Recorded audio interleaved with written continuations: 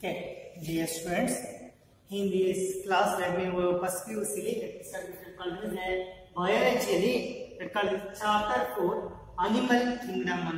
This is called last class what is studied about what called a plant kingdom, where we studied about different types of plants and what are the characteristics features of those plants. In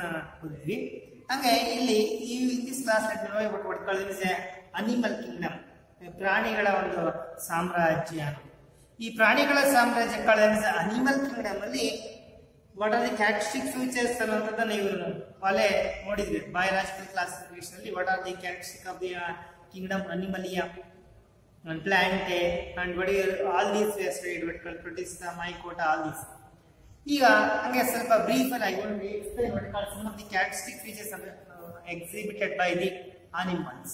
animals ಯಾವ characters ಗಳನ್ನ ತೋರಿಸ್ತವೆ ಅನ್ನೋದು ಇಲ್ಲಿ ಮುಖ್ಯವಾಗಿ animals ಇದ್ದಲ್ಲಿ ಎಲ್ಲ animals ಗಳನ್ನ ನೋಡಿರ್ತೀರಿ ನೀವು. ಮೋಸ್ಟ್ ಆಫ್ ದಿ ಅನಿಮಲ್ಸ್ ಯಾವ್ಗೆ ಏನ್ ಕ್ಯಾರೆಕ್ಟರ್ಸ್ ಗಳು ಅಂದ್ರೆ all these what call them is eukaryotes. ಇಲ್ಲೇನೋ ದ ಯೂಕ್ಯಾರಿಯೋಟ್ಸ್ ಡೆಫಿನೆಟ್ ಆದಂತ ನ್ಯೂಕ್ಲಿಯಸ್ ಇರುತ್ತೆ, ನ್ಯೂಕ್ಲಿಯರ್ ಬೌಂಡೆಡ್ ಆರ್ಗನಲೈಸ್ ಗಳು ಇರ್ತವೆ, ಕಣದಂಗಳು ಇರ್ತವೆ, ಡೆಫಿನೆಟ್ ನ್ಯೂಕ್ಲಿಯಸ್ ಇರುತ್ತೆ. ಓಕೆ, ಯೂಕ್ಯಾರಿಯೋಟಿಕ್ ಆರ್ಗನಿಸಮ್ಸ್ ಅನ್ನೋದು. And these are what call them is they are not photosynthetic ಅಲ್ಲ, they are heterotrophic. They are what call them is heterotrophic. ಈಗ ಪ್ಲಾಂಟ್ಸ್ ಅನಿಮಲ್ಸ್ ನೋಡಿದಾಗ ಏನ್ ಡಿಫರೆನ್ಸ್ ಕಾಣುತ್ತೆ? ದೇ ಆರ್ ಯೂಕ್ಯಾರಿಯೋಟ್, ಅಮೋಸ eukaryote plants ಇದೆ ನ್ಯೂಕ್ಯಾರಿಯೋಟ್ಸ್. But ಇದರಲ್ಲಿ ಕೆಲವು ಇರೋದಿಲ್ಲ. ಏನ್ ಇರೋದಿಲ್ಲ ಅಂದ್ರೆ ದೇರಿಗೆ absence of what called cell wall, plastids and they would call them as and photosynthesis. ಅಂದ್ರೆ animals all animals what call them as all animals are ಏನಂದ್ರೆ they are called eukaryotic.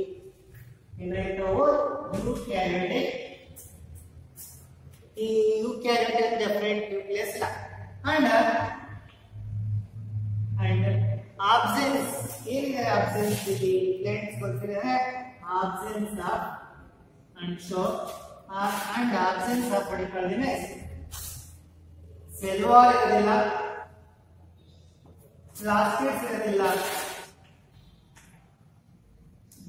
Chloroplast ಇರೋಲ್ಲ, ಪ್ಲಾಸ್ಟಿಡ್ಸ್ ಗಳು they are absent ಅನ್ನೋದು. and usually what you call them is without cell wall and what you call them is what you call plastids and also what you call them is photosynthetic pigments. Plastids and photosynthetic pigments and the chloroplast chlorophyll pigment hanಗಾಗಿ and photosynthetic pigments ಇರೋದಿಲ್ಲ. all are eukaryotic and absence of without cell wall, plastids and what you call them is photosynthetic pigments. This is one of the characteristic features of the cell wall. Cell is animals in outermost boundary ಏನಾಗಿರ್ತದೆ animals ಅಲ್ಲಿ cell membrane. Plants ಅಲ್ಲಿ cell membrane ಜೊತೆಗೆ ಒಂದು cell wall ಇರುತ್ತೆ, cellulose ನ ಮಾಡಲ್ಪಟ್ಟಿದೆ. ಹಾಗಾಗಿ animals ಅಲ್ಲಿ ಈ ಒಂದು ಔಟರ್ಮೋಸ್ಟ್ ಮೆಂಬ್ರೇನ್ ಸೆಲ್ ಮೆಂಬ್ರೇನ್ ಮತ್ತು ಸೆಲ್ ವಾಲ್ ಅಲ್ಲ. ಅಲ್ಲಿ ಅನಿಮಲ್ಸ್ ಔಟರ್ಮೋಸ್ಟ್ ಅಲ್ಲ, ಪ್ಲಾಂಟ್ಸ್ ಅಲ್ಲಿ ಔಟರ್ಮೋಸ್ಟ್ ಲೇಯರ್ ಇಸ್ಕೊಂಡ್ರೆ ಸೆಲ್ ಮೆಂಬ್ರೇನ್ ಸೆಲ್ ವಾಲ್ ಅಂತಿದ್ವಿ. ಇಲ್ಲಿ ಔಟರ್ಮೋಸ್ಟ್ ಬೌಂಡ್ರೀಸ್ ಸೆಲ್ ಮೆಂಬ್ರೇನ್. ಅಲ್ಲಿ ದಿಸ್ ಇಸ್ ಕಾಲ್ಡ್ ಪ್ಲಾಂಟ್ಸ್ ನೋಡಿ. ಪ್ಲಾಂಟ್ಸ್ ಅಂದ್ರೆ ಏನಾಗಿದೆ? Outermost wall is called cell wall, ಅದರೊಳಗಡೆ ಸೆಲ್ ಮೆಂಬ್ರೇನ್. ಆದ್ರೆ ಇಲ್ಲಿ ಔಟರ್ಮೋಸ್ಟ್ ಬೌಂಡ್ರಿನೇ ಸೆಲ್ ಮೆಂಬ್ರೇನ್. ಸೆಲ್ ವಾಲ್ ಇಲ್ಲ. ಈ ತರ ಸೆಲ್ ವಾಲ್ ಏನಿದೆ ಪ್ಲಾಂಟ್ಸ್ ಅಲ್ಲಿ ಇರುತ್ತೆ. ಈ ಸೆಲ್ ವಾಲ್ ಇದೆ ಪ್ಲಾಂಟ್ಸ್ ಅಲ್ಲಿ ಇದ್ದಾಗ ಅನಿಮಲ್ಸ್ ಅಲ್ಲಿ ಸೆಲ್ ವಾಲ್ ಇರೋದಿಲ್ಲ. ಔಟರ್ಮೋಸ್ಟ್ ಮೆಂಬ್ರೇನ್ ಏನಾಗಿದೆ? ಸೆಲ್ ಮೆಂಬ್ರೇನ್ ಇದೆ. ಹಾಗಾಗಿ absence of cell wall, plastids ಇದೆ, ಫೋಟೋಸಿಂಥೆಟಿಕ್ ಪಿಗ್ಮೆಂಟ್ಸ್. ಆಮೇಲೆ ಈ ಪ್ಲಾಂಟ್ಸ್ ಅಲ್ಲಿ ಯಾವ ಕ್ಲೋರೋಪ್ಲಾಸ್ಟ್ ಪಿಗ್ಮೆಂಟ್ಸ್ ಇಲ್ಲ ಅಂದ್ರೆ ಸದಾ ತಯಾರು ಮಾಡಲ್ಲ. And they are heterotropic.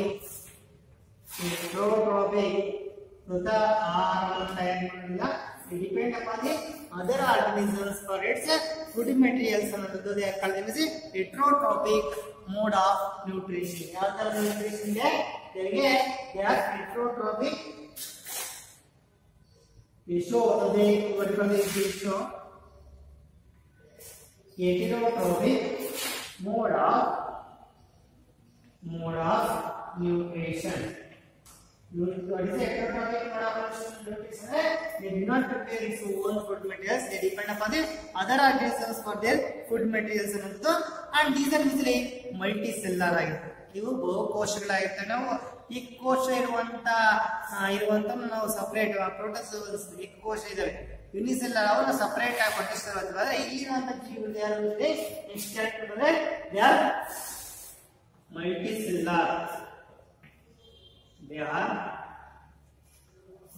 multicellular and shows ಏನು ತೋರಿಸ್ತವೆ ಅಂದ್ರೆ cellular what you call it as cellular tissue level and cell level or cellular level tissue level tissue organ and cellular tissue organ and organ system of organization. organ system of organization ಅಂದ್ರೆ ಇವು ಬಹುಕೋಶವಾಗಿದ್ದು ಅವು ಏಕ ಸೆಲ್ಲಿಂದ ಮಾಡಲ್ಪಟ್ಟಿರಬಹುದು. Cell ಸೇರ್ಕೊಂಡು tissue ಆಗಿರ್ಬೋದು, tissue ಸೇರ್ಕೊಂಡು organ ಆಗಿರ್ಬೋದು, ಅಥವಾ organ system ಆಗಿರ್ಬೋದು. ಆರ್ಗನ್ ಸಿಸ್ಟಮ್ ಎಲ್ಲ ಸೇರ್ಕೊಂಡು ಆರ್ಗನಿಸಮ್ ಆಗಿರ್ಬೋದು. ಇಂಥ ಒಂದು ಕೆಲವು ಜೀವಿಗಳಲ್ಲಿ ಸೆಲ್ಲಾರ್ ಲೆವೆಲ್ ಕಂಡು ಬರುತ್ತೆ, ಕೆಲವು ಟಿಶ್ಯೂ ಲೆವೆಲ್ ಆಫ್ ಆರ್ಗನೈಸೇಷನ್ ಇದೆ, ಬಾಡಿ ಆರ್ಗನೈಸೇಷನ್, ಆಮೇಲೆ ಆರ್ಗನ್ ಸಿಸ್ಟಮ್ ಇದೆ, organ and organ system level of organisation ಕಂಡು ಬರುತ್ತೆ. ಅಂಡ್ ಮುಖ್ಯವಾಗಿ ಇನ್ನೊಂದು ಏನ್ ಕ್ಯಾರೆಕ್ಟರ್ಸ್ ನೀವು ನೋಡ್ತೀರಾ ಪ್ಲಾಂಟ್ಸ್ ಅನಿಮಲ್ಸ್ ನೋಡಿದಾಗ ಇಸ್ ವರ್ಟಿಕಲ್ ಮೊಟೈಲ್ ನೀವು ಚಲಿಸ್ತವೆ. Animals are vertical they are attached forms ಆಗಿರುತ್ತೆ. ಅದು ಇವೇನಾಗಿದೆ they are vertical they are move from one place to the another place ನೀವು ಮೂವ್ ಆಗ್ತವೆ. ದೇ ಆರ್ ಮೊಟೈಲ್ ಅನ್ನೋದು ಮೋಸ್ಟ್ ಆಫ್ ದಿ ಕೆಲವು ಸ್ಲೋಯರ್ ಆರ್ಗನಿಸಮ್ಸ್ ಅಲ್ಲಿ adults are usually attach. Adults ಏನಾಗಿರ್ತವೆ attach ಆಗಿರ್ತವೆ. ಫಾರ್ ಎಕ್ಸಾಂಪಲ್ ಕೇಸ್ ಸ್ಪಾಂಜಸ್ ಇದೆ.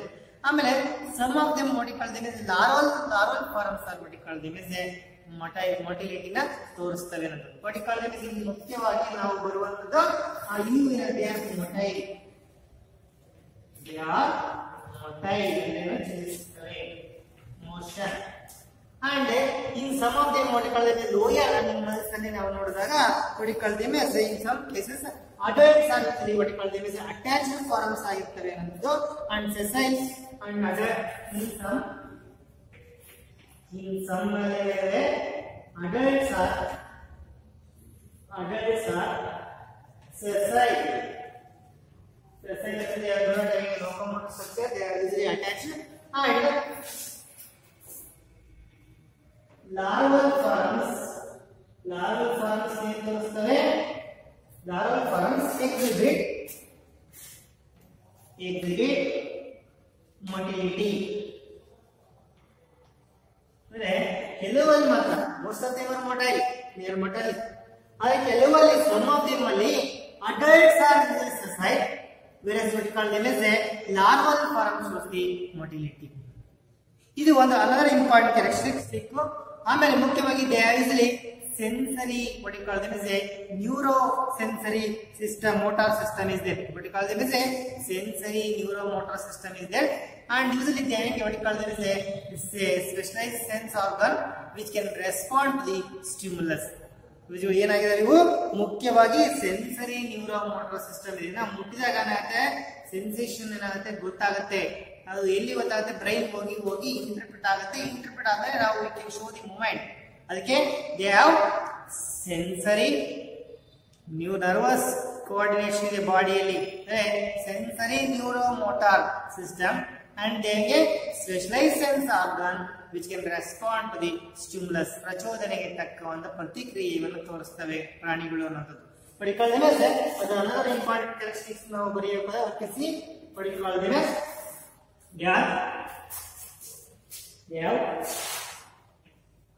ಇರಬೇಕು they have sensory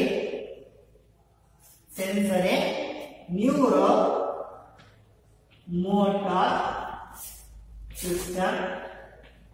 There is sensory neuromotor system and they have a specialized what you call it is a sensory organ which respond to the external stimuli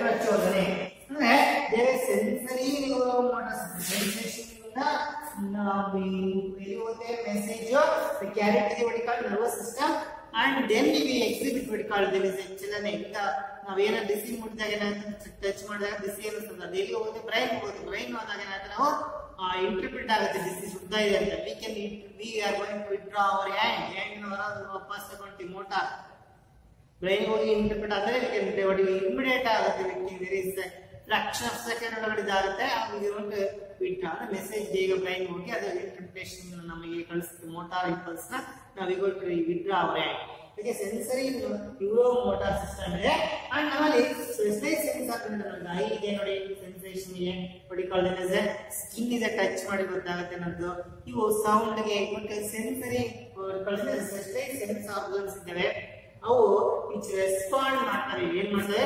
ಪ್ರಚೋದನೆಯನ್ನು ತೋರಿಸ್ತವೆ ಯಾರಿಗೆ ಪ್ರಚೋದನೆಯನ್ನು ತೋರಿಸ್ತವೆ response to the external stimulus may be what you call this physical chemical ಅಥವಾ biological ಆಗಿರಬಹುದು ಯಾವುದೇ ಒಂದು ನಾವು light ಬಿದ್ದಟಿ ನಮಗೆ ಕಣ್ಣಿಗೆ ಗೊತ್ತಾಗುತ್ತೆ ಅಲ್ಲ ಏನಿದೆ ಅಂತ ಹಾಗೆ ಈ ರೀತಿಯಾಗಿ ಅಂತ ಒಂದು ನಾವು ಎಕ್ಸ್ಟರ್ನಲ್ ಸ್ಟಿಮ್ಯುಲಸ್ ಗೆ ನಾವು ರೆಸ್ಪಾನ್ಸ್ ಅನ್ನು ತೋರಿಸ್ತೇವೆ ಅನ್ನೋದು ಹಂಗೆ ಅಲ್ಲ ಯೂಸಲಿ reproduction ಬಂದ್ರೆ reproduce by lower organisms reproduce by what you call them is asexual methods ಅಲ್ಲಿ ಬರ್ಡಿಂಗ್ ಅಲ್ಲೆಲ್ಲ ಕಂಡು ಬರುತ್ತೆ ಫ್ರಾಗ್ಮೆಂಟೇಶನ್ ಅಂತ ಕೆಲವು ಮೆಥಡ್ ಅಲ್ಲಿ reproduce ಮಾಡ್ತಾರೆ and in some of what you call them is higher animals they exhibit what they is sexual mode of reproduction ಗಳು ಕಂಡು ಬರುತ್ತೆ asexual mode of reproduction case lower organisms ಕಂಡು ಬಂದ್ರೆ ಹೆಚ್ಚಿನ higher organisms ಅಲ್ಲಿ advanced type of reproduction ಆದಂತ sexual reproduction ಕಂಡು ಬಂದಿದೆ ಅನ್ನೋದು usually and usually next they show they reproduce by sexual method ಯಾವುದು ಏನಾಗಿದೆ reproduce by sexual method next character they reproduce by sexual method but some of the lower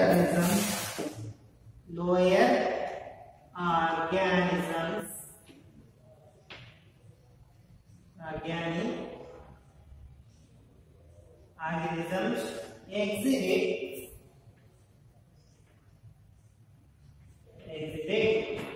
what you call asexual reproduction.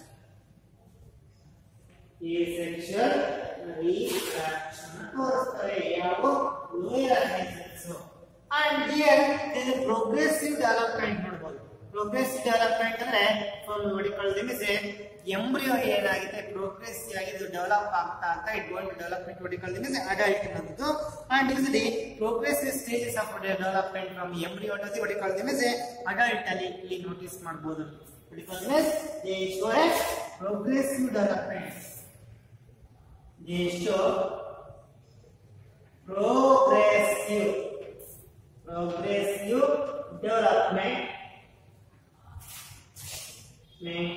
from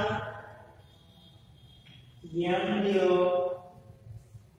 to adult ಆಗಿ ದೊಡ್ಡದಾದ ಒಂದು adult ಆಗುತ್ತೆ ಈ ಒಂದು ಇದಕ್ಕೆ ನಡ್ಕೊಳ್ಳೋದೇನಿದೆ ಈ ರೀತಿ ಅಂದ್ರೆ ಮುಖ್ಯವಾಗಿ ನಾವು ನೋಡಿದಾಗ ಇವು ಆಲಾಗಿ ಮುಖ್ಯವಾಗಿ ಓಡಿಸಲಾಗಿದ್ದಾವೆ and ಇದರಲ್ಲಿ without cell wall what you call them plastids and photosynthetic pigments ಇರೋದಿಲ್ಲ ಆಮೇಲೆ ಯೂಶಲಿ ನೆಕ್ಸ್ಟ್ ಬಂದಾಗ ದೇ ಆರ್ ಮಲ್ಟಿಸೆಲ್ ಬಹುಕೋಶ ಜೀವಿಗಳಿವು and there is ಅದರಲ್ಲಿ cellular level, what you call them as tissue level organ ಅಥವಾ organ system level of organizations ಕಂಡು ಬಂದಿದೆ. And these are heterotrophic mode of nutrition exhibit ಮಾಡ್ತಾರೆ.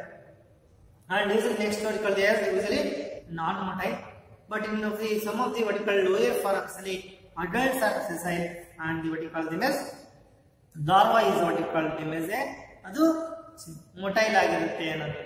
ಆಮೇಲೆ ಮುಖ್ಯವಾಗಿ next what you call them as they have a specialized ಆಗಿರ್ಬೋದು, they have a sensory neuromotor system ಇದ್ದು there is specialized sensory system is there which can respond to the external stimulus, ಅದು response ಮಾಡ್ತವೆ ಅನ್ನೋದು. And usually they reproduce by means of what you call them as asexual methods in case of lower organisms, and sexual method ಲೈಂಗಿಕ ರೀತಿಯಿಂದ reproduction gamete production ಮಾಡಿ fuse ಆಗುವಂತದ್ದು ಅದು higher organisms ಅಲ್ಲಿ ಇದರಲ್ಲಿ ಕಂಡು ಬರ್ತವೆ ಅನ್ನೋದು. And they shows the progressive development ಗಳನ್ನ ತೋರಿಸ್ತವೆ ಅನ್ನೋದು. ಫಾರ್ಮ್ ಮಾಡಿಕೊಳ್ಳೋದು ಈ ಎಂಬ್ರಿಯೋ ಟು ದಿ ಅಡಲ್ಟ್ ಆಗ ಪ್ರೋಗ್ರೆಸಿವ್ ಆಗಿ ಅವು ಡೆವಲಪ್ ಆಗ್ತವೆ ಅಂತ ನೋಡಿ. ಹೀಗೆ these are some of the ಕೆಲವೆಲ್ಲ karyotic organism, multi cellular organisms ಅನ್ನೋದು ಮುಖ್ಯವಾದಂತ ಕ್ಯಾರೆಕ್ಟರಿಸ್ಟಿಕ್ ಫೀಚರ್ ಇದೆ. ಇವು ಹೆಟೆರೋಟ್ರೋಫ್ಸ್ ಅದ ಆಹಾರವನ್ನು ತಯಾರು ಮಾಡೋದಿಲ್ಲ. ಹಾಗಾಗಿ these are some of the characteristics we are regarding particularly animal kingdom. ಈಗ ನಾವು ಅನಿಮಲ್ಸ್ ಇವನ್ನ ಅನೇಕ ನಾವು ಫೈಲಮ್ಸ್ ಆಗಿ ಡಿವೈಡ್ ಮಾಡ್ತಾ ಹೋಗ್ತೀವಿ, ಕ್ಲಾಸ್ ಆಗಿ ಡಿವೈಡ್ ಮಾಡ್ತಾ ಹೋಗ್ತೀವಿ. ಅದನ್ನ what is the basis of that classification, ನಾವು ಯಾವ ಒಂದು ಬೇಸಿಸ್ ತಗೊಂಡು ಇವನ್ನೆಲ್ಲ ಇದಕ್ಕೆ ಕ್ಲಾಸಿಫೈ ಮಾಡ್ತೀವಿ. ಈಗ ಅನಿಮಲ್ಸ್ ಕೂಡ ಅಲ್ಲಿ what you call them as wide diversity of animals from the lower to the higher ಕಂಡು ಬಂದವು. ಅವನ್ನೆಲ್ಲವನ್ನ ನಾವು ಒಂದೇ ಸಲ ಸ್ಟಡಿ ಮಾಡಲ್ಲ, ಅವನ್ನ ಬೇಸಿಸ್ ಆಫ್ ದಿ ಕ್ಲಾಸಿಫಿಕೇಶನ್ ಮಾಡ್ಕೊಂಡು ನಾವು ಅವನ್ನ ವರ್ಗೀಕರಣ ಮಾಡ್ಕೊಂಡು ಅವನ್ನ ಓದ್ತಾ ಹೋಗ್ತೀವಿ. ಬೇಸಿಸ್ ಆಫ್ ಕ್ಲಾಸಿಫಿಕೇಶನ್ ಏನಂತ ನಾವು basis of classification. Animals are usually based on the what you call them as body ಮಾಡ್ಕೊಂಡು ನಾವು ಕ್ಲಾಸಿಫೈ ಮಾಡ್ತಾ ಹೋಗ್ತೀವಿ. Basis of classification, basis of classification classification basis ನೋಡ್ತಾ ಹೋದ್ರೆ ಮುಖ್ಯವಾಗಿ ನಾವು ಅಲ್ಲಿ ನಾವು ವಿಚಾರ ಲೆವೆಲ್ಸ್ ಆಫ್ ಆರ್ಗನೈಸೇಷನ್ ಯಾವ ತರ ಇದೆ. ಮಲ್ಟಿಸೆಲ್ಲರ್ ಆದ್ರೂ ಕೋಶ ಮಟ್ಟದ ವ್ಯವಸ್ಥೆ ಇದೀನೋ, ಅದ ಅಂಗಾಂಶ ಮಟ್ಟದ ವ್ಯವಸ್ಥೆ ಇದೀನೋ, ಅದೇ ಅಂಗ ಆರ್ಗನ್ ಸಿಸ್ಟಮ್ ಇದೀನೋ, ಅಂಗ ವ್ಯೂಹ ಅಂಗ system organ system of level ಇದೀನೋ ಅನ್ನೋದು ನೋಡ್ಕೊಂಡು ನಾವು ಕ್ಲಾಸಿಫೈ ಮಾಡ್ತಾ ಹೋಗ್ತೀವಿ. Usually based on the body plan ಮೇಲೆ ನಾವು ಇವನ್ನ ಆರ್ಗನಿಸಮ್ಸ್ ನಾವು ಕ್ಲಾಸಿಫೈ ಮಾಡ್ತೀವಿ. ಸಮ್ ಲೆವೆಲ್ಸ್ ಆಫ್ ಆರ್ಗನೈಸೇಷನ್ ನೋಡ್ಕೊಂಡು ಕ್ಲಾಸಿಫೈ ಮಾಡ್ತೀವಿ. Levels of organisation. These are some of the basic concepts you should know. These are the terms what I am using in this class and are repeating in the even ಪಾಠ ಹೇಳ್ತಾ ಹೋಗ್ತಾರೆ. so many this character ಅಲ್ಲಿ ಹೇಳ್ತಾ ನಾನು ಅಲ್ಲಿ ಹೇಳ್ಬೇಕಾರ phylums character ಹೇಳ್ಬೇಕು. ಈಗ ಒಂದು ಹೇಳ್ತಿರುವಂತ ಈ ಕ್ಲಾಸ್ ಅಲ್ಲಿ ಹೇಳುವಂತ terms they going to repeated ಆಗ್ತವೆ. ಹಂಗಾಗಿ ನೀಟಾಗಿ ಕೇಳ್ಬೋದು. ಇಲ್ಲಿ ಮುಖ್ಯವಾಗಿ ಲೆವೆಲ್ಸ್ ಆಫ್ ಆರ್ಗನೈಸೇಷನ್ ಒಂದು ಕಳೆದಿದೆ cellular level, cellular level, cellular level. ಕೆಲವು ಜೀವಿಗಳಲ್ಲಿ ಸೆಲ್ಯುಲಾರ್ ಲೆವೆಲ್ ಅಂದ್ರೆ ಇಲ್ಲಿ body is made of cells ಇದೆ. ಆ cells are not organised into tissue. Tissue ಆಗಿಲ್ಲ, ಸೆಲ್ಸ್ ಗಳು ಹಂಗೆ ಉಳ್ಕೊಂಡ್ಬಿಟ್ಟಿದೆ. Not group together for tissue. Tissue is a group of cells which having common origin structure. Origin ಒಂದೇ ಇರುತ್ತೆ, ಸ್ಟ್ರಕ್ಚರ್ ಇರುತ್ತೆ, ಒಂದು ಡೆಫಿನೇಟ್ ಆದಂತ ರಚನೆ ಇರುತ್ತೆ ಅಂತ ಸ್ಟ್ರಕ್ಚರ್ ಅಂದ್ರೆ. ಆಮೇಲೆ ಡೆಫಿನೇಟ್ ಫಂಕ್ಷನ್ ಮಾಡ್ತಾರೆ ಗ್ರೂಪ್ ಆಫ್ ಸೆಲ್ಸ್ ಇಟ್ಕೊಂಡು, ಅದರ ಟಿಶ್ಯೂ ಅಂತ ಕರಿತೀವಿ. ಆದ್ರೆ ಇಲ್ಲೇನಾಗಿದೆ ಅಂದ್ರೆ ಬಾಡಿ ಇಸ್ ಮಲ್ಟಿ ಸೆಲ್ಯುಲರ್ ಇದ್ರು ಸಹ they are not organised into tissue. ಆ ಸೆಲ್ಸ್ ಗಳೇನಾದ್ರೆ ಅವೆಲ್ಲ ಸೇರ್ಕೊಂಡು ಟಿಶ್ಯೂ ಆಗಿಲ್ಲ. ಸೆಲ್ಸ್ ಹಂಗೆ ಇದಾವೆ, ಅವರ ಒಂದು ಪರ್ಟಿಕ್ಯುಲರ್ ಸೆಲ್ಸ್ ಗಳು ನಿರ್ದಿಷ್ಟ ಕಾರ್ಯ ಮಾಡ್ತಾ ಹೊರತು ಎಲ್ಲ ಸೆಲ್ಸ್ ಸೇರ್ಕೊಂಡು ಮಾಡ್ತಿಲ್ಲ. ಹಂಗಾಗಿ they are multi cellular,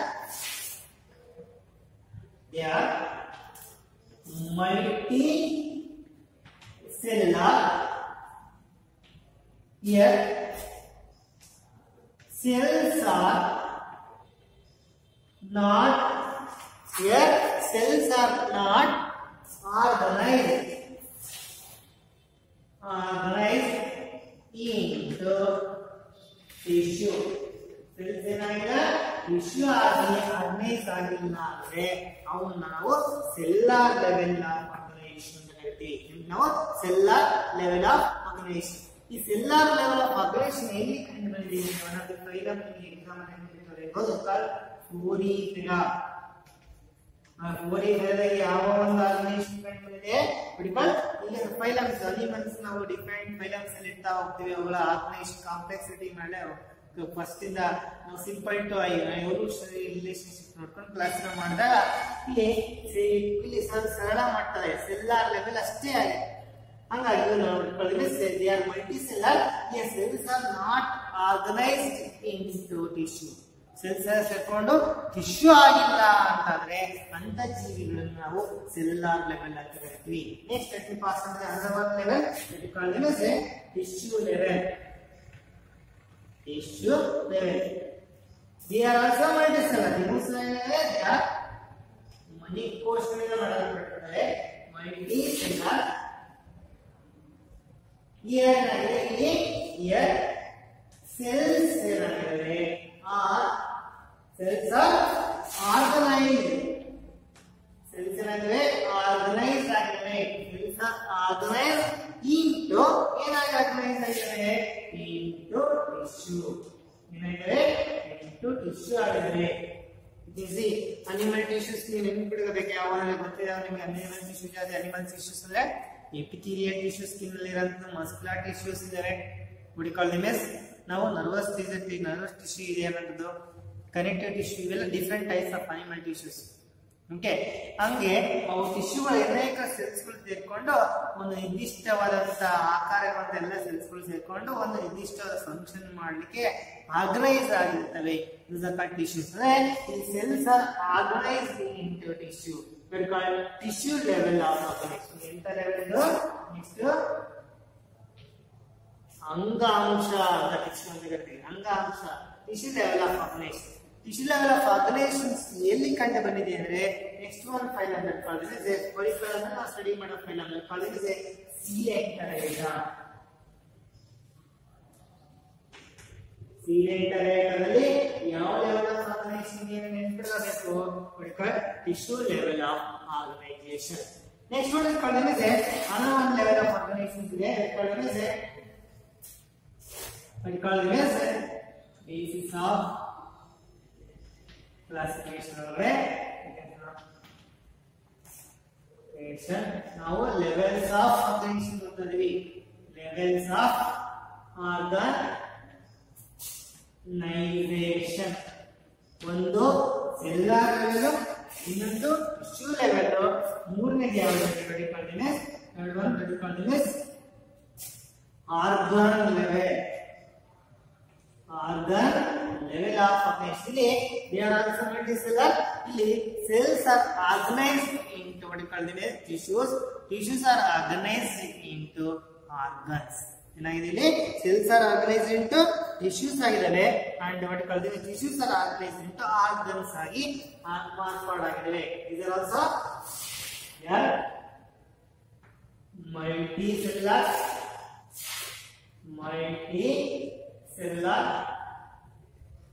Here ಏನಾಗಿದೆ?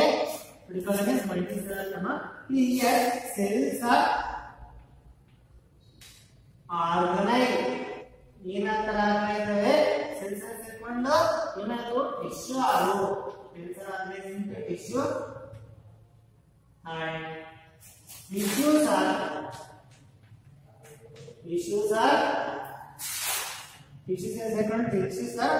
organized into organ ಆಗಿದಾವೆ ಅಂತ ನೋಡಿಕೊಳ್ಳೋದು organ level of organisation. Example ಕೊಟ್ಟಿದ್ರೆ ಪ್ಲಾಟಿಹೆಲ್ಮಿಂಥಸ್. ಪ್ಲಾಟಿಹೆಲ್ಮಿಂಥಸ್ ಅಲ್ಲಿ ಯಾವ ಲೆವೆಲ್ ಆಫ್ ಆರ್ಗನೈಸೇಷನ್ ಇದೆ ಅಂದ್ರೆ particular organ level of organisations ಕಂಡು ಬಂದಿದೆ. ನೆಕ್ಸ್ಟ್ ನೋಡಿಕೊಳ್ಳೋದು ನೆಕ್ಸ್ಟ್ ಲೆವೆಲ್ ಆಫ್ ಆರ್ಗನೈಸೇಷನ್ಸ್ ಬಂದಾಗ ನೋಡೋದು organ system level of organisation. ಅಂತ ಸಿಸ್ಟಮ್ ಆಫ್ ಆರ್ಗನೈಸೇಷನ್ ಆರ್ಗನ್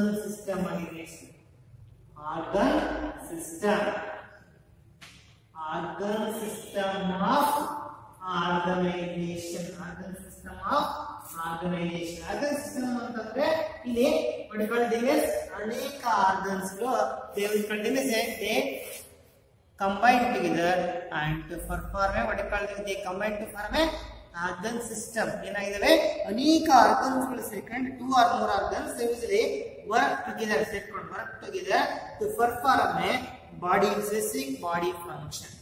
ಅನೇಕ ಆರ್ಗನ್ಸ್ ಗಳು ಸೇರ್ಕೊಂಡು ಒಂದು ಬಾಡಿ ಫಂಕ್ಷನ್ಸ್ ಗಳನ್ನ ನಿರ್ವಹಿಸ್ತವೆ that is to form an organ system.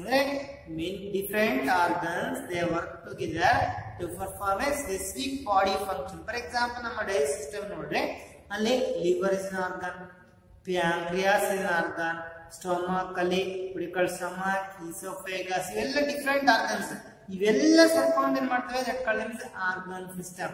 Different organs work together to form a specific function. ಏನ್ function ಮಾಡ್ತವೆ ಡೈಜೆಷನ್ ಮಾಡ್ತವೆ ಹಂಗೆ what called different organs are what called them is work together to perform a specific function. That's called them as a organ system. ಇಂತ ಅನೇಕ organ system ಇರುವಂತ ಒಂದು ಜೀವಿಗೆ organism ಅದಕ್ಕೆ ನಾವು ಆರ್ಗ್ಯಾನಿಸಮ್ ಅಂದ್ರೆ ಇಂತ ಆರ್ಗನ್ ಸಿಸ್ಟಮ್ ಫಾರ್ಮ್ ಅನೇಕ ಆರ್ಗನ್ ಸಿಸ್ಟಮ್ ಇಟ್ಕೊಂಡು ಆರ್ಗ್ಯಾನಿಸಮ್ಸ್ ಆಗ್ತವೆ ಅನ್ನೋದು ಅದು ನೆಕ್ಸ್ಟ್ ಬರುವಂತ ಫೈಲಮ್ಸ್ ಹೇಳ್ತಾರೆ. ಡಿಫರೆಂಟ್ ಏನಾಗಿದೆ different organs work together work together to perform specific ನಿರ್ದಿಷ್ಟವಾದ ಬಾಡಿಯ ಫಂಕ್ಷನ್ ಮಾಡ್ತವೆ. Body function the organ system the organ systems make the what called the organ system make the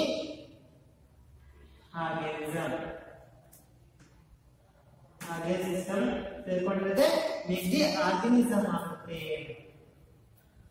ಇಲ್ಲಿ what called the organ system different organs work together ಅನೇಕ organs work ಮಾಡಿಕೊಂಡು ಒಂದು specific ಆದಂತ ಒಂದು ಬಾಡಿಯ ಕ್ರಿಯೆ functions ಗಳನ್ನ ಅದು ಮಾಡ್ತದೆ ಅನ್ನೋದು that called the organ system.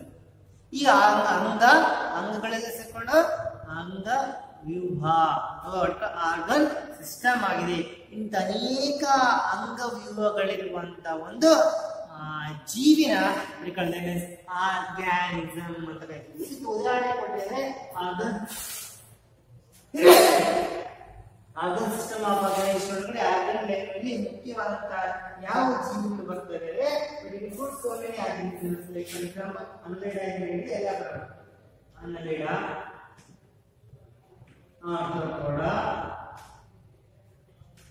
Arthropoda, Molluscs, ಸೆಕೆಂಡೋಮೇಟಾ and what you call this chordates ಗಳು ಬರ್ತವೆ. ನೆಕ್ಸ್ಟ್ ಹೈಯರ್ ಆರ್ಗನಿಸಮ್ಸ್ ಇವೆಲ್ಲ ನಾನ್ ಕಾರ್ಡೇಟ್ಸ್ ಗಳು ಕೆಲವು and higher organisms the chordates ಇವೆಲ್ಲ they comes under this organ system level of organization ಗಡೆ ಕಂಡುಬರ್ತದೆ. this is a level of organization ಮೇಲೆ ನಾವು ಜೀವಿಗಳನ್ನ ನಾವು ಕ್ಲಾಸಿಫೈ ಮಾಡಿದ್ವಿ. ಹಿಂಗೆ cellular level, tissue level, organ level and organ system level of organization.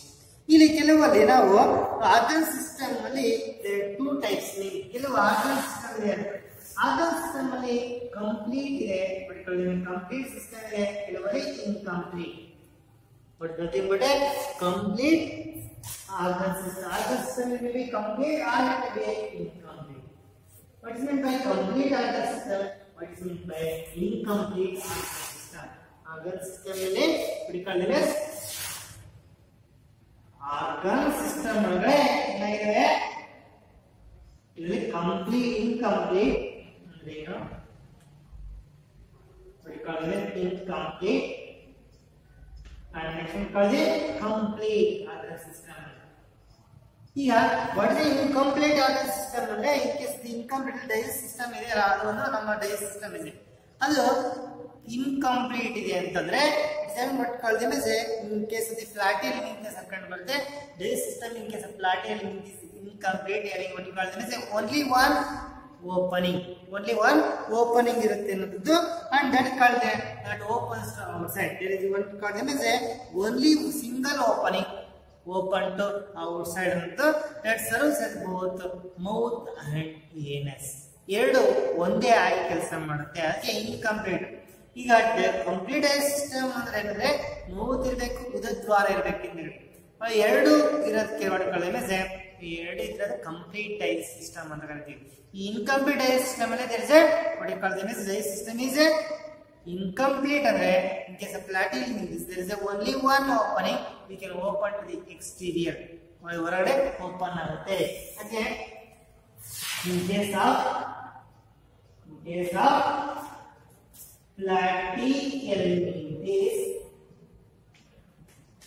platyhelminths ಅಂದ್ರೆ there is only single opening which opens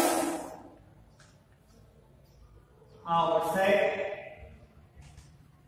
serve as mouth and anus. Mouth ಬಾಯಿಯಲ್ಲಿ ಎರಡು ಒಂದೇ ಆಗಿದೆ, ಸಿಂಗಲ್ ಓಪನ್ ಇರುತ್ತದೆ. ಫಾರ್ ಎಕ್ಸಾಂಪಲ್ ಪ್ಲಾಟಿಹೆಲ್ಮಿಂಥ್ಸ್ ಅಂತ ಜೀವಿಯಲ್ಲಿ, ಈ ಒಂದು ಜೀವಿಯಲ್ಲಿ ಏನಾಗಿದೆ ಒಂದು ಸಿಂಗಲ್ ಓಪನಿಂಗ್ ಇರುತ್ತೆ. ಇಲ್ಲಿ ಗಮನಿಸಿ, ಒಂದು ಸಿಂಗಲ್ ಓಪನಿಂಗ್ ಇದ್ದು ಅದು ಓಪನಿಂಗ್ ಇಲ್ಲ ಅಂತ ಇರುತ್ತೆ. ಇಲ್ಲಿ ಒಂದು ಸಿಂಗಲ್ ಓಪನಿಂಗ್ ಅದು ಈ ತರ ಇದೆ. ಇದು ಬಾಡಿಗೆಲ್ಲ ಹಾರ್ಮೋನ್ ಈ ತರ ಡಿಸ್ಟ್ರಿಬ್ಯೂಷನ್ ಮಾಡುತ್ತೆ. ಮೇಲ್ಗಡೆ ಈ ಬ್ರಾಂಚ್ ಆಗಿದೆ, system is branch like this. ಕೆಳಗಡೆ ಭಾಗವು ಇಲ್ಲಿ ಹೋಗುತ್ತೆ, ಬ್ರಾಂಚ್ ಆಗಿದೆ ಸಿಸ್ಟಮ್. ಇಲ್ಲಿ ಓಪನಿಂಗ್ ಅಂದ್ರೆ ಏನಂದ್ರೆ ಸಿಂಗಲ್ ಓಪನಿಂಗ್ ಒಂದೇ ಇರೋದು.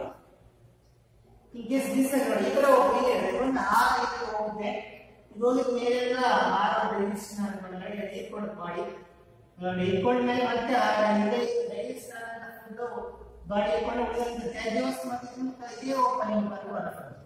ಹಾಗಾದ್ರೆ only one single opening which can serve as both mouth and anus. ಎರಡು ಒಂದೇ ಓಪನಿಂಗ್ ಎರಡು ಕಾರ್ಯವನ್ನು ನಿರ್ವಹಿಸಿದೆ ಅಂತ ಕಾಲ್ದಿನ ಇನ್ಕಂಪ್ಲೀಟ್ ಆದಂತ ಡೈಜೆಸ್ಟ್ ಸಿಸ್ಟಮ್ ಇದೆ ಅಂತ ಹೇಳೋದು. ಆಮೇಲೆ ಇನ್ನು ಕೆಲವು ಜೀವಿಗಳಲ್ಲಿ ಕಂಪ್ಲೀಟ್ ಡೈಜೆಸ್ಟ್ ಸಿಸ್ಟಮ್ ಕಂಡು ಬರುತ್ತೆ with mouth and as well as the anus. ನಾವು ಆಸ್ಟ್ರೇಲಿಯಮಿಂಥಸ್ ಫಸ್ಟ್ ಟೈಮ್ ಕಲಿಸಿದ್ವಿ, ಕಂಪ್ಲೀಟ್ ಡೈಜೆಸ್ಟ್ ಸಿಸ್ಟಮ್ ಆಸ್ಟ್ರೇಲಿಯಮಿಂಥಸ್ ಕಂಡು ಬರುತ್ತೆ. What is the complete digest system? Digest system two openings, ಎರಡು ಓಪನಿಂಗ್ಸ್ ಇವೆ. Digest system in case of the higher organism, the digestive system ಏನಾಗಿದೆ, digestive system having ಏನಾಗಿದೆ two openings which one is anterior, one is became mouth ಆಗುತ್ತೆ, and posterior became the anus. There are two openings are there which can serve both two openings in which anterior one is acts as mouth and posterior one is one acts as anus. ಅಂದ್ರೆ complete digest system ಆಸ್ಟ್ರೇಲಿಯಮಿಂಥಸ್ ನೋಡಿದ್ರೆ ಆಸ್ಟ್ರೇಲಿಯಮಿಂಥಸ್ ಅನ್ನು ನೋಡಿದಾಗ ಆಸ್ಟ್ರೇಲಿಯಮಿಂಥಸ್ ಅಂದ್ರೆ ಇಲ್ಲಿ this mouth ಒಂದು ಕಡೆ ಇದ್ರೆ is called anus ಇರುತ್ತೆ. ಅಂದ್ರೆ ಒಳಗಡೆ ಒಂದು ಟ್ಯೂಬ್, ಡೈಜೆಸ್ಟ್ ಸಿಸ್ಟಮ್ ಟ್ಯೂಬ್ ಒಳಗಡೆ ಏನಾಗುತ್ತೆ, ಇದು ಹೊರಗಡೆ ಓಪನ್ ಆಗುತ್ತೆ. ಇಲ್ಲಿ ಆಹಾರ ಎಲ್ಲ ಇದರ ಮುಖಾಂತರ ಆಗ್ತದೆ. ಇಲ್ಲಿ mouth and as well as the anus ಅಂತ ಇರುತ್ತೆ. ಒಂದು opening act as anus, opening act as mouth ಆಗಿ ಕೆಲಸ ಮಾಡುತ್ತೆ. ಅಂದ್ರೆ ಇನ್ ಕೇಸ್ ಟೂ ಓಪನಿಂಗ್ಸ್ ಇದೆ, mouth at the anterior end and the mouth ಮುಂದಿಗೆ ಇರುತ್ತೆ, and anus at the posterior end. ಅಂದ್ರೆ which anterior one is act as mouth and posterior one act as the anus ಆಗಿ ಕೆಲಸ ಮಾಡುತ್ತೆ. ಇಂಥದ್ದಿದ್ರೆ what you call is A complete digestive system. Complete digestive system ಹೆಂಗೆ two opening, anterior one act as a mouth and posterior one act as the anus. Higher organisms ಕಂಡು ಬರುತ್ತೆ. Base system ನಾವು whether it's complete ಅಥವಾ incomplete ಅಂತ ಹೇಳ್ಬೋದು. This how we can also classify. ನಾವು ಇಂಥ ಜೀವಿಗಳನ್ನ ಮತ್ತೆ ನಾವು ಸಪರೇಷನ್ ಮಾಡ್ತೀವಿ, ಕ್ಲಾಸಿಫಿಕೇಶನ್ ಮಾಡಬೇಕಾದ್ರೆ ಓದೋದರಿಗೆ ಇನ್ಕಂಪ್ಲೀಟ್ ಬೇಸ್ ಸಿಸ್ಟಮ್ ಮಾಡೋದರಿಗೆ ನಾಟ್ ಇದೆ ಅಂತ ಇದೆ. ಬೇಸ್ ಸಿಸ್ಟಮ್ ಇಸ್ ಇನ್ಕಂಪ್ಲೀಟ್ ಇದೆ. ನಾವು let me know about another one concept. ಈ ಸರ್ಕ್ಯುಲೇಟರಿ ಸಿಸ್ಟಮ್ ಅಲ್ಲಿ ಸರ್ಕ್ಯುಲೇಟರಿ ಸಿಸ್ಟಮ್ ಆಲ್ಸೋ ಕಂಪ್ಲೀಟ್ ಇರುತ್ತೆ. ಬೇಸ್ ಇದು ಒಂದು ಸಿಸ್ಟಮ್. ಬೇಸ್ ಸಿಸ್ಟಮ್ ಕೆಲವಲ್ಲಿ ಕಂಪ್ಲೀಟ್ ಇರುತ್ತೆ, ಕೆಲವಲ್ಲಿ ಇನ್ಕಮ್. ಹಂಗೆ circulatory system is also what you call ನಿಮಗೆ ಅಲ್ಲಿ ಎರಡು ಟೈಪ್ ಇದೆ. ಅಲ್ಲಿ ಓಪನ್ ಸರ್ಕ್ಯುಲೇಟರಿ ಸಿಸ್ಟಮ್ ಅಂತ ಕರಿತೀವಿ, ಇನ್ನೊಂದು close circulatory system. What you call ನಿಮಗೆ ಸರ್ಕ್ಯುಲೇಟರಿ ಸಿಸ್ಟಮ್ ಅಲ್ಲಿ ಎರಡು type. Circulatory system circulatory system ಅಲ್ಲಿ ಎರಡಾவது ವಾಟ್ ಯು ಕಾಲ್ ನಿಮಗೆ open circulatory system. Open circulatory system ಒಂದು, ಎರಡನೇದು ಕ್ಲೋಸ್ಡ್ ಸರ್ಕ್ಯುಲೇಟರಿ ಸಿಸ್ಟಮ್. ಸರ್ಕ್ಯುಲೇಟರಿ ರಕ್ತ ಪರಿಚಲನೆ ಆಗುವಂಥದ್ದು circulatory system.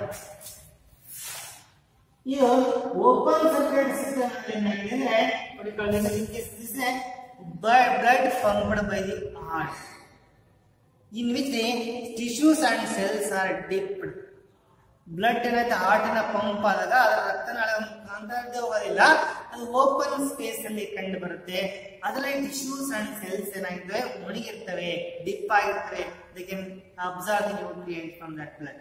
That's what you call them as ಇಲ್ಲಿ ಓಪನ್ ಸರ್ಕ್ಯುಲೇಟರಿ ಸಿಸ್ಟಮ್ ಅಂದ್ರೆ blood pumped by the heart is pumped into the open spaces into which the cells and tissues are dipped. ಅದರೊಳಗಡೆ ಈಗ heart ಇದೆಯಾ, ಅದರಲ್ಲಿ pump ಮಾಡಿದಂತ blood ಏನಾಗುತ್ತೆ, ಇದು ಡಿಪ್ ಆಗಿರುತ್ತೆ ಅಂತ. ಫಾರ್ ಎಕ್ಸಾಂಪಲ್ ಇಲ್ಲಿ close circulatory system already development ಮಾಡಿದೆ. Open circulatory system you can see the open circuit system. ಆ ಬಾಡಿನ ಕಟ್ ಮಾಡಿ ನೀವು ತಗೊಳ್ಳೋದು ಓಪನ್ ಆಗಿ ಸ್ಪೇಸ್ ಎಲ್ಲ ಇರುತ್ತೆ. Blood pumped by the heart ಮತ್ತೆ open into the body call that open space. Into the space ಅಲ್ಲಿ ಓಪನ್ ಆಗುತ್ತೆ. ದಟ್ ಹಾರ್ಟ್ ಪಂಪ್ ಮಾಡಿದಂತ ಬ್ಲಡ್ ಏನಾಗುತ್ತೆ, ಅದು ಈ ಒಂದು ಜೀವಿ ಇದೆ, ಆ ಜೀವಿಯಲ್ಲಿ ಈ ಒಂದು ಓಪನಿಂಗ್ ವರ್ಡ್ ಅಲ್ಲಿ ಆಚೆ ಆರ್ಟಿಕಲ್ ಇರುತ್ತೆ. ಕಾಕ್ರೋಚ್ ಒಳಗಡೆ ಇಲ್ಲಿ ಹಾರ್ಟ್ ಪಂಪ್ ಮಾಡ್ತಾರೆ ಬ್ಲಡ್, ಈ ಒಂದು ರಂಧ್ರ ಮುಖಾಂತರ ಹೊರಗಡೆ ಸೇರಿ ಈ ನೋಡಿ ಸ್ಪೇಸ್ ತುಂಬಿಕೊಳ್ಳುತ್ತೆ, ಅಲ್ಲಿ ಹಾರ್ಟ್ಸ್ಕೊಳ್ತವೆ, ಅವು ಅಲ್ಲಿ ಇಟ್ಕೊಳ್ತವೆ. ಆ blood pump by heart open ಇದ್ರೆ ಸ್ಪೇಸ್ ಕಾಂಟ್ಯಾಕ್ಟ್ ಆದ್ರೆ ಓಪನ್ ಹೊರ ಬರುತ್ತೆ ಬ್ಲಡ್. ಆ ಬ್ಲಡ್ ಓಪನ್ ಸ್ಪೇಸ್ ಅಲ್ಲಿ ಕಂಡು ಬರುತ್ತೆ. ಬ್ಲಡ್ ಪಂಪ್ ಬೈ ಹಾರ್ಟ್ ಈ ಓಪನ್ಸ್ ಅಂದ್ರೆ ಸ್ಪೇಸಸ್ ಇನ್ ವಿಚ್ ದಿ ಅದರೊಳಗಡೆ in which the cells and tissues are dip ಅದರಲ್ಲಿ ಇರ್ತವೆ. ಇಂಥ ಒಂದು ಸರ್ಕ್ಯುಲೇಟರಿ ಸಿಸ್ಟಮ್ ನಾವು ಎಟಿಕಲ್ ಇಮೇಜ್ ಓಪನ್ ಸರ್ಕ್ಯುಲೇಟರಿ ಸಿಸ್ಟಮ್ ಅಂತ ಕರಿತೀವಿ. ನೆಕ್ಸ್ಟ್ ಒಂದು ಕಲಿ ಕ್ಲೋಸ್ ಸರ್ಕ್ಯುಲೇಟರಿ ಸಿಸ್ಟಮ್ ಅಂದ್ರೆ blood pumped by the heart flow through the series of blood vessels of varying diameter. Series of the vertical image ಒಂದು ವೆಸಲ್ಸ್ ಮುಖಾಂತರ ಇರ್ತದೆ. Series of the vessels of varying diameter. ಅವು ಅಂದ್ರೆ ದೊಡ್ಡ blood vessels ಗೆ ನಾವು arteries ಅಂತ ಕರಿತೀವಿ. ಆರ್ಟರೀಸ್ ಎಲ್ಲ ಡಿವೈಡ್ ಆಗಿ ವರ್ಟಿಕಲ್ ಇಮೇಜ್ ಆರ್ಟರಿ ಅಂತ ಕರಿತೀವಿ, ಆರ್ಟರೀಸ್ ಅಂತ ಕರಿತೀವಿ.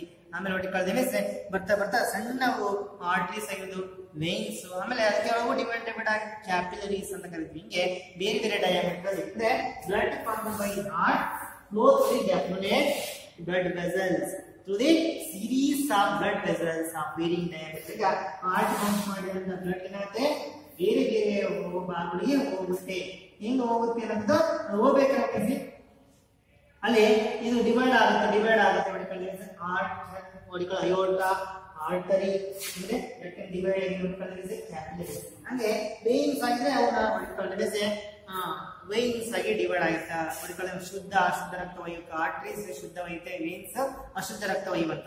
ಹಿಂಗೆ ಆ ದೊಡ್ಡ ದೊಡ್ಡ ರಕ್ತನಾಳಗಳು ಡಿವೈಡ್ ಆಗಿ ಸಣ್ಣ ಸಣ್ಣ ಕ್ಯಾಪಿಲರೀಸ್ ಆಗಿರ್ತವೆ ಅನ್ನೋದು ವೇರಿಯಿಂಗ್ ಡಯಾಮೀಟರ್. ಅದರ ಅಗಲ ಚಿಕ್ಕದಾಗುತ್ತೆ. ವೇರಿಯಿಂಗ್ ಡಯಾಮೀಟರ್ ರಕ್ತನಾಳಗಳ ಮುಖಾಂತರನೇ ರಕ್ತ ಹರಿಯುತ್ತೆ. ಕೈಗಳಲ್ಲಿ ನೋಡ್ತೀವಿ ರಕ್ತನಾಳಗಳು ಹೋಗಿರೋದು ಕಾಣುತ್ತೆ. ಅಲ್ಲಿ ಅದರ ಮುಖಾಂತರ ರಕ್ತ ಹರಿಯುತ್ತೆ ಅಂತ ಕಳೆದಿದೆ. Closed circulatory system. Closed circulatory system ಅಂದ್ರೆ blood pumped by the heart flow through the definite blood vessels of varying diameter is called as closed circulatory system. ಈ open circulatory system as well as the closed ಆಗಿರುವಂತಹ ಒಂದು circulatory system ಇದೆ ಅಂತ ನಾವು ಹೇಳಬಹುದು.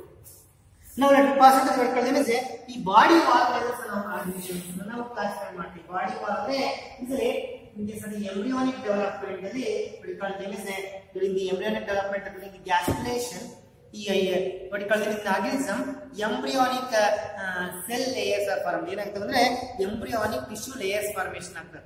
ಆ ಒಂದು ಎಂಬ್ರಿಯೋ ಡೆವಲಪ್ ಆಗಬೇಕಾದ್ರೆ ಒಂದು what you call them is it going to cells ಗಳೆಲ್ಲ ಸೇರ್ಕೊಂಡು 3 layer germ layers formation ಆಗುತ್ತೆ. embryonic layers this the what you call gastrulation ಅಂದಾಗ 3 germ layers are formed. embryo ಅಂದ್ರೆ ಈ ಜೈಗೋಟ್ ಡಿವೈಡ್ ಆಗಿ ಅನೇಕ ಕೋಶಗಳಿರುವಂತ ಒಂದು ಎಂಬ್ರಿಯೋ ಆಗುತ್ತೆ. ಆ ಎಂಬ್ರಿಯೋ ಏನಾಗುತ್ತೆ ಅದು ಮಾರ್ಪಾಡು ಆಗ್ತಾ ಹೋಗುತ್ತೆ. ಬ್ಲಾಸ್ಟುಲಾ ಗ್ಯಾಸ್ಟ್ರುಲಾ ಆಗುತ್ತೆ, ಆಮೇಲೆ ನ್ಯೂರುಲಾ ಹೀಗೆ ಚೇಂಜಸ್ ಆಗ್ತಾ ಹೋದಾಗ ಅಲ್ಲಿ 3 ಜರ್ಮ್ ಲೇಯರ್ಸ್ ಫಾರ್ಮೇಶನ್ ಆಗ್ತದೆ. ಆ 3 ಜರ್ಮ್ ಲೇಯರ್ಸ್ ನಾವು ಹೊಡ್ಕೊಳ್ತೇವೆ ನಾವು ಹೊಡ್ಕೊಳ್ತೇವೆ during embryonic development formation of embryonic layers. ಆ ಎಂಬ್ರಿಯೋನಿಕ್ ಲೇಯರ್ಸ್ ಏನ್ ಫಾರ್ಮೇಶನ್ ಆಗುತ್ತಲ್ಲ ಎಂಬ್ರಿಯೋನಿಕ್ ಡೆವಲಪ್ಮೆಂಟ್ ಅಲ್ಲಿ ಆ ಎಂಬ್ರಿಯೋನಿಕ್ ಲೇಯರ್ಸ್ ನಾವು ಜರ್ಮ್ ಲೇಯರ್. ಆ ಒಂದು ಜರ್ಮ್ ಲೇಯರ್ಸ್ ಮೇಲೆ ಡಿಫ್ರೆಂಟ್ ನಮ್ಮ ಬಾಡಿಯಲ್ಲಿ ಇರುವಂತಹ ಡಿಫ್ರೆಂಟ್ ಬಾಡಿಯಲ್ಲೇ ಇರುವಂತಹ ಆರ್ಗನ್ಸ್ಗಳು ಟಿಶ್ಯೂಸ್ಗಳು ಡಿರೈವ್ ಆಗ್ತವೆ ಅನ್ನೋದು. ಹಂಗಾಗಿ ಆ ಜರ್ಮ್ ಲೇಯರ್ಸ್ ಏನಿದೆ ಪರ್ಟಿಕ್ಯುಲರ್ಲಿ 3 ಜರ್ಮ್ ಲೇಯರ್ಸ್ ಅಂದ್ರೆ ಎಕ್ಟೋಡರ್ಮ್, ಮೆಸೋಡರ್ಮ್ ಅಂಡ್ ಎಂಡೋಡರ್ಮ್ ಅಂತ 3 ಜರ್ಮ್ ಲೇಯರ್ಸ್ ಫಾರ್ಮ್ ಆಗ್ತವೆ. ಈ ಜರ್ಮ್ ಲೇಯರ್ಸ್ ಅಂದ್ರೆ it is various tissues, organs and organ system. ನಮ್ಮ ಎಕ್ಟೋಡರ್ಮ್ ಇಂದ ಸ್ಕಿನ್ ಆಗಿರುತ್ತೆ, ನರ್ವಸ್ ಸಿಸ್ಟಮ್, ಹಿಂಗೆ ನಾವು ಹಂಗೆ ಮೆಸೋಡರ್ಮ್ ಇಂದ ಏನು ಭಾಗಗಳಾಗಿದ್ದಾವೆ ಇವೆಲ್ಲ ಈ ಜರ್ಮ್ ಲೇಯರ್ಸ್ ಎಂಬ್ರಿಯೋದಲ್ಲಿರುವಂತಹ ಜರ್ಮ್ ಲೇಯರ್ಸ್ ಫ್ಯೂಚರ್ ಏನಾಗ್ತವೆ ಅನ್ನೋದು ಎಕ್ಟೋಡರ್ಮ್ ಏನಾಗುತ್ತೆ ಮೆಸೋಡರ್ಮ್ ಇದಕ್ಕೆ ಬಾಡಿ ವಾಲ್ಸ್ ಅಂತ ಕರೀತೀವಿ. ಆ ಅನಿಮಲ್ಸ್ ಅಲ್ಲಿ ಈ germ what are the 3 germ layers body wall. ಬಾಡಿಯ ವಾಲ್ ಅಲ್ಲಿ there are 3 germ layers. embryonic development ಅಂದ್ರೆ gestation ಅಂದ್ರೆ ಇದು formation of embryonic layers are formed. tissue layers formation ಆಗ್ತದೆ. ಆ tissue layers ಯಾವುದು ectoderm, mesoderm, endoderm. ಈ ಎಷ್ಟು ಜರ್ಮ್ ಲೇಯರ್ಸ್ ಇಂದ ಆಗಿವೆ ಜೀವಿಗಳು ಅಂದ್ರೆ ಅವುಗಳ ಮೇಲೆ ನಾವು animals are classified diploblastic animals ಅಂತ ಕರಿತೀವಿ, ಕೆಲವನ್ನ triploblastic animals. But diploblastic animals ಅಂದ್ರೆ animals have 2 germ layers. when you call them as outer ectoderm and inner endoderm. in between the can see what you call the non cellular gelatinous substance called mesoglea ಇರುತ್ತದೆ. germ mesoderm ಇರೋದಿಲ್ಲ. ಇಲ್ಲಿ what you call them as ಇಲ್ಲಿ ಎರಡು animals ನಾವಿಲ್ಲಿ diploblastic animals. ಎರಡು ಪದ diplo means 2 diploblastic. what you call this? what is meant by diploblastic animals? diploblastic animals. diploblastic animals with the body wall is made up of 2 germ layers. two germ layers. ಯಾವುದು outer ectoderm and inner endoderm, which is separated by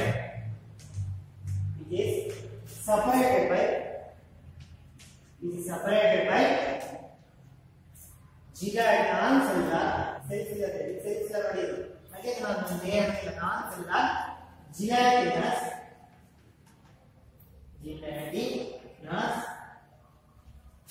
gelatinous substance called mesoglea ಇರುತ್ತೆ. ಅಂತಕ್ಕೆ ನಾವು ನಾವು diploblastic animals. Diploblastic ಅಂದ್ರೆ body wall is made up of 2 germ layers. outer ectoderm, inner endoderm ಇರುತ್ತೆ. outer ectoderm ಇದೆ, ಇನ್ನೊಂದು endoderm ಇರುತ್ತೆ. ಅನೇಕ cells ಮಾಡಿರುತ್ತೆ ectoderm and tissue. ಇದು endoderm. ಇದು ಮಧ್ಯದಲ್ಲಿ ನಾನ್ ಸೆಲ್ ಇರಲ್ಲ. ನಾನ್ ಸೆಲ್ಯುಲಾರ್ ಆಗಿರುವಂತಹ ಒಂದು ಸಬ್ಸ್ಟೆನ್ಸ್ ಇದೆ, ಜಿಲಾಟಿನಸ್ ಸಬ್ಸ್ಟೆನ್ಸ್ ಇರುತ್ತೆ. ಬಾಡಿ ವಾಲ್ ಕೂಡ ಮುಟ್ಟಿಕೊಳ್ತೀವಿ. ಇಲ್ಲಿ ಮುಖ್ಯವಾಗಿ ಈ ಅನಿಮಲ್ಸ್ ಗೆ 2 germ layers ಇರ್ತವೆ. ಯಾವ 2 germ layers ಅಂದ್ರೆ made up of outer ectoderm and inner endoderm. in between the non cellular ಜಿಲಾಟಿನಸ್ substance ಇದೆ, ಮೆಸೋಗ್ಲಿಯಾ ಅಂತ ಕರಿತೀವಿ. ಅಂತ ಅನಿಮಲ್ಸ್ ನಾವು ಡಿಪ್ಲೋಬ್ಲಾಸ್ಟಿಕ್ ಅನಿಮಲ್ಸ್. ಉದಾಹರಣೆ ಕೊಟ್ಟಿದ್ರೆ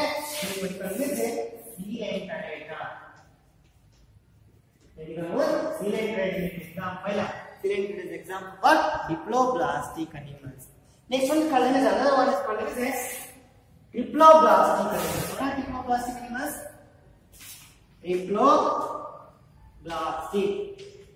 Animals which are made up of 3 germ layers, what we call outer ectoderm, inner endoderm and middle insularm. 3 layers ಇದ್ದಾವೆ.